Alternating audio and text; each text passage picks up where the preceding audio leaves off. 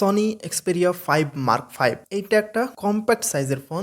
তবে কম্প্যাক্ট সাইজের হলেও এইটার মধ্যে থাকছে দুর্দান্ত ক্যামেরা সেটআপ, সনির অস্থির লেভেলের বিল্ড কোয়ালিটি আর super powerful Snapdragon 8 gen 2 chipset. কিন্তু এর দাম শুনলে কিডনিতে চাপ লাগতে পারে। সো আজকের ভিডিওতে জানাবো সনি এক্সপেরিয়া 5 মার্ক 5 এই ফোনটাতে কি কি স্পেসিফিকেশন থাকছে, কি দামে লঞ্চ করা হয়েছে, বাংলাদেশে এটা পাবেন কিনা, কত টাকায় পাবেন, সবকিছুই বিস্তারিত জানাবো। প্রথমেই যদি ডিজাইনের কথা বলি, সনির পেছনের ডিজাইনটা কিন্তু অস্থির লেভেলের, একদম ইউনিক। তো এটা একটা কম্প্যাক্ট সাইজের ফোন, দেখতে খুবই সুন্দর লাগছে পেছন দিক থেকে। তবে সামনে আসলে এই ফোনটার সামনে চারদিকে কিন্তু বড় বড় বেজেল থাকছে। এছাড়া এই ফোনটার বিল্ড কোয়ালিটি কিন্তু অস্থির, কারণ এইখানে ফ্রন্ট এবং ব্যাক দুই সাইডে থাকছে কর্নিং গরিলা গ্লাস ভিক্টাস 2 এর প্রোটেকশন এবং ফ্রেমটি হচ্ছে অ্যালুমিনিয়ামের। তো বুঝতে পারছেন যে বিল্ড কোয়ালিটি একদম টপ নচ কোয়ালিটির। এখানে ফ্ল্যাগশিপ গ্রেডের বিল্ড কোয়ালিটি পাচ্ছেন। আর এই ফোনটার ওজন হচ্ছে 182 গ্রাম, খুবই লাইট ওয়েটের একটা ফোন।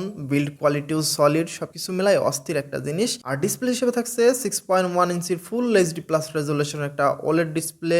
HDR10 এর সাপোর্ট থাকছে, 120 হার্জ এর রিফ্রেশ রেট তো থাকছেই। সনি অস্থির লেভেলের ডিসপ্লে কোয়ালিটি দেয় এবং এইখানেও খুবই সুন্দর কোয়ালিটির ডিসপ্লে পাচ্ছেন। তবে যেহেতু এটা কম্প্যাক্ট সাইজের ফোন, ডিসপ্লে সাইজটা কিছুটা ছোট। যারা অ্যাকচুয়ালি কম্প্যাক্ট সাইজের ফোন পছন্দ করেন তাদের মোটামুটি ভালোই লাগবে। যাই হোক, এখানে ক্যামেরা সেটআপ হিসেবে পেছনে দুইটা ক্যামেরা থাকছে, যার মেইন ক্যামেরা 48 মেগাপিক্সেলের, যেটা জেইসের লেন্স।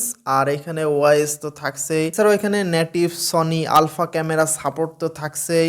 ডিফল্ট ভাবে ভিডিও এডিটিং এর জন্য অ্যাপস দিয়ে দেওয়া হয়েছে, যেখান থেকে বেসিক লেভেলের ভিডিও এডিটিং করে ফেলতে পারবেন। পেছনে আরো একটা আল্ট্রা ওয়াইড অ্যাঙ্গেল লেন্স থাকছে, যেটা 12 মেগাপিক্সেলের। আর সামনেও থাকছে 12 মেগাপিক্সেলের একটা সেলফি শুটার। সো ক্যামেরা মোটামুটি ভালো হবে। তবে সনির ক্যামেরা যখন রিয়েল লাইফে ইউজ করতে যাই, তখন আমরা যেই লেভেলের আশা করি ক্যামেরা সেটআপ, সেটা কিন্তু মোটামুটি পাওয়া যায় না। এখন কথা বলি সফটওয়্যার নিয়ে। এখানে out of the box Android 13 থাকছে। পারফরমেন্স সেকশনে থাকছে স্ন্যাপড্রাগনের 8 জেন 2, যেটা 4 ন্যানোমিটার চিপসেট। আর এটা কিন্তু একটা ফ্ল্যাগশিপ চিপসেট। সো এখান থেকে পারফরমেন্স একদম ফ্ল্যাগশিপ গ্রেডেরই পাওয়া যাবে। র্যাম রম ভ্যারিয়েন্ট হিসেবে থাকছে 8GB র্যামের সাথে 128 এবং 256GB storage variant, UFS 3.1 storage. এখানে 5000 mAh এর ব্যাটারি থাকছে, 30 ওয়াটের চার্জিং সাপোর্ট, ওয়্যারলেস চার্জিং এর সাপোর্টও থাকছে, রিভার্স ওয়্যারলেস চার্জিং এর সাপোর্টও থাকছে। কালার হিসাবে এই ফোনটা টোটাল 3টা কালারে পাওয়া যাবে, ব্ল্যাক, ব্লু এবং প্লাটিনাম সিলভার। তবে আমার কাছে পার্সোনালি ব্লু কালারটা সব থেকে ভালো লেগেছে। এছাড়া এই ফোনটাতে